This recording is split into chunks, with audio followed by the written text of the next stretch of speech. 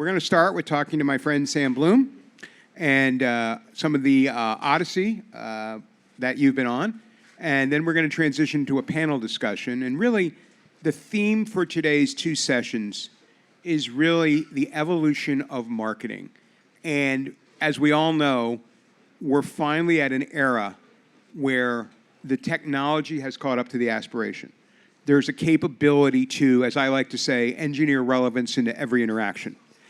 We've been talking about this for years. I talked about it with John Dupuis when we both were young and had hair. And in those days, it was all context-based and intuitive. And today, it's technology-based, it's real-time, and it's really exciting to be a marketer if you can get out of the jail of the conventional wisdom that is constraining your thinking. Sam has enabled that, and I'm a big fan of what you've been able to do. But let's start with recent history if we can, okay? So if you don't mind, my questions are on here. It's just one of those days, so deal with it. I want to start with a general question just for grounding, if I might. And we have not rehearsed these questions at all. I find that it's just more interesting. What is the marketing mission today? And in your very brief career at your tender age, how have you seen it evolve over time? Well, I mean, look, I think there are a couple key themes going on. One is it's never been more complex, right? And both on, when you think about the consumer, if you start with the actual consumer, they're seamlessly consuming content across multiple devices, multiple channels, and in many cases, some of them all together. And so I think there's that complexity, right? There's the evolution of the consumer. When you think about it, that from the marketing lens, it's extremely complex. And, I think it requires a lot of thoughtfulness about how you platform all the things a marketer wants to do, and how do you turn data into insights? How do you turn those insights into actions? How you do things quickly and how you evolve. And I'd say the one thing I've seen with sort of where we're going right now is it's not slowing down, it's actually speeding up. And so clearly AI, sure, it's been mentioned a couple times this week. Have you guys heard that term, AI? So, yeah. Yes, it's coming, and we all know that. And I have a funny analogy I talk about is we're all being chased by the bear, and the bear is AI. And so we, as PMG, have an obligation to help marketers, manage that complexity. And so that, I think, at the end of the day, is really important. Yeah, I want to talk about that because, in my brief career in marketing, I bought my first ad in 1989. How many of you were born in 1989? All right, a few. Thank you. The marketer really had a vision, and the agency had a fiduciary and advisory role to make that vision happen. There was a great movie many years ago entitled Arthur, starring Dudley Moore, not the more recent one with Russell Brand before he went to jail. And in the one of the opening scenes, Arthur is sitting in the Oak Room in New York City, and he's with Gloria, who has a shady career. And the waiter brings him a scotch. And as the waiter walks away, a very drunk Dudley Moore says, "Aren't waiters wonderful? You ask them for things and they bring them to you." And that was my exact experience with my agency teams my entire career. No matter what I asked for, you guys made it happen. And I wouldn't be sitting here. I'd be parking your car out on the Crozet if it wasn't for my agency team. But that said, the agencies have gotten pigeonholed in these down-funnel, transactional, iterative experiences that don't really bring the best part of marketing forward. And it needs to go back to consultative and collaborative. And we need to educate the client on what the capabilities are today.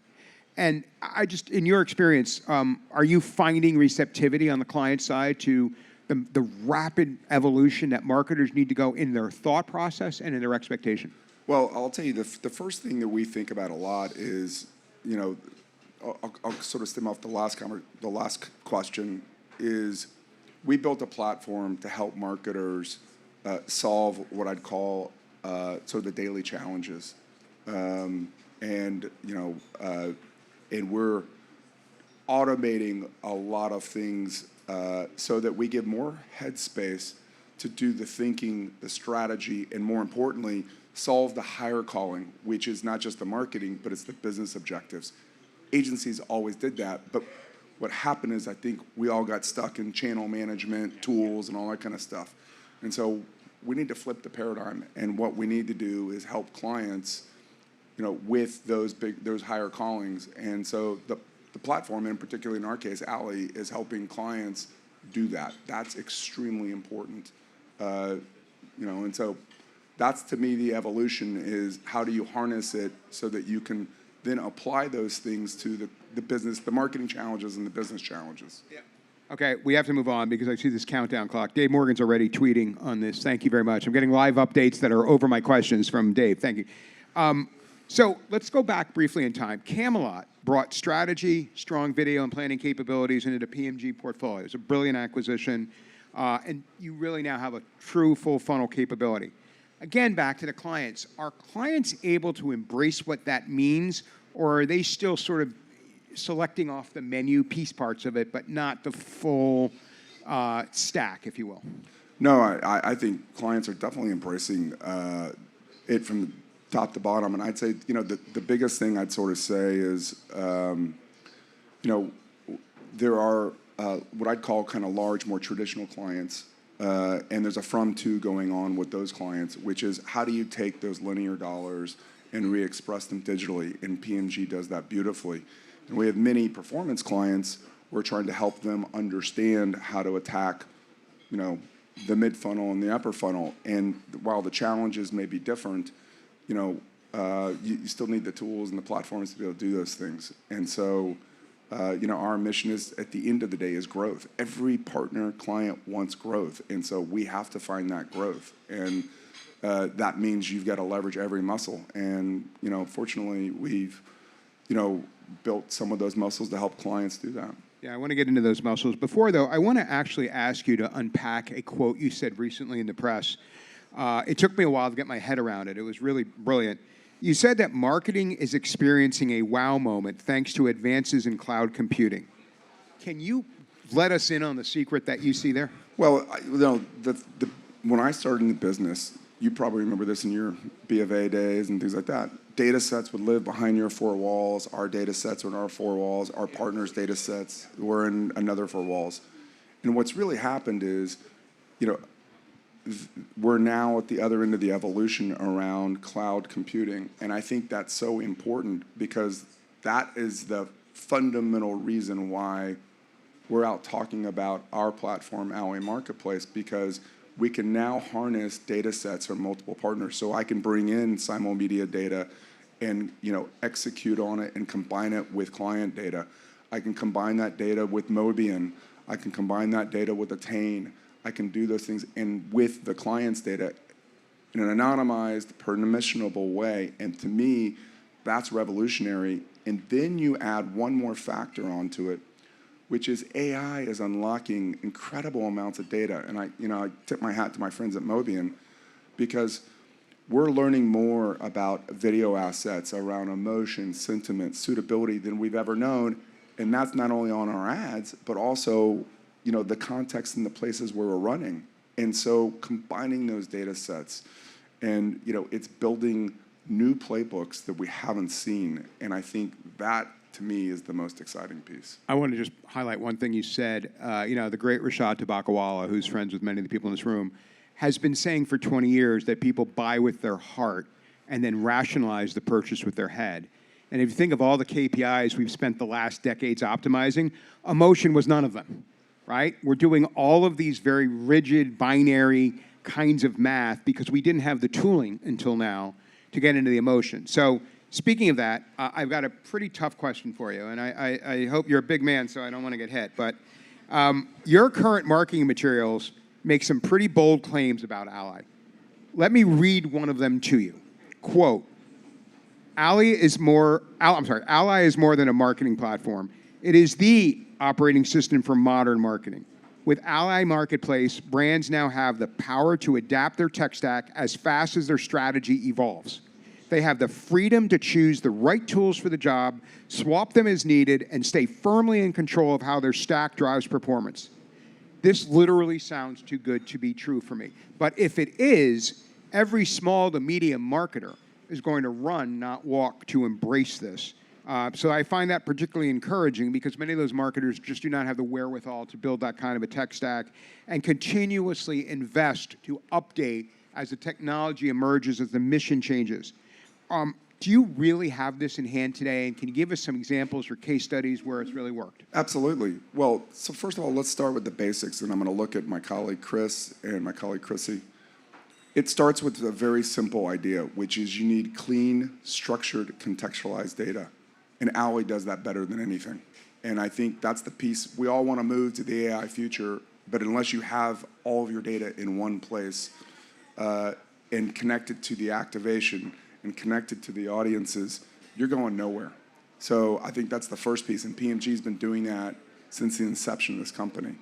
And so I think there are very few organizations the size of ours that collect that kind of data in that structured way. That's the first piece. The second piece is,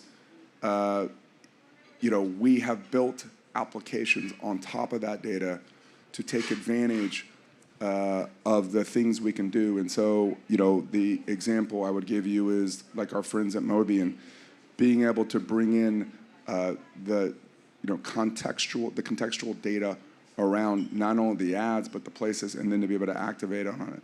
Being able to bring in simul media, real-time video planning and audience insights, and then combining it with the things we know about the client's data. Or our friends at Attain, they have probably the best outcomes data on the planet, and being able to bring that in to the clean, structured, contextualized data that we have from our clients and combine those things. To me, we see those things. And so in the case of a Mobian, for example, when we go do contextual work, we've seen lift as much as 60%. When we run with folks like Attain, we've seen outsized impact of being able to reach people that are in category. I mean, last year we proved out Amazon TNF with Attain real-time data on TNF. It was outrageous for a QSR client. So we've got lots of examples where we know combining these data sets leads to incredible performance for clients. Great. I want to ask you, you're really extolling the virtues of interoperability at the data layer, which is crucial, absolutely crucial. The most data sets combined with a high match rate are going to inform the best AI orchestrated experiences. We all know that. But in that interoperability, you have to keep the human in the loop. We have always been, and I've always said, that advertising is an ever-improving science with the art at the center. So the art, the next thing, what breaks through, how you engage people, comes from an idea, and I don't think it'll ever come from an AI solution, but how you manifest that will. So how are you keeping the human in the loop as you roll out Ally and have these amazing results for clients? Well, I mean, so one of the premises of our agency is great technology with great people. So that is one is culture cannot be AI'd. That is number one. And so we think a lot about that. And so I think the first piece is you gotta hire and retain the right kind of talent, and you need people that have a lot of different disciplinary skills, so forth. But the other piece of this is, one of the things I've observed in our industry is everyone says they have a black box that can solve everything. And one of the things about our business is we're fiercely independent. Our platforms are transparent. The things we're connecting are transparent. And that allows the humans to intervene. The transparency in all of this, extremely important, because that brings the human back in, because everybody gets to see how the machine is working. So no matter how much we automate, and we are automating a lot of things, there is a human in the loop, because we built the system specifically to surface those insights where you have to make a decision about things. And so, I haven't seen a client that says, hey, just turn on the machine and let it go. I've yet to see that.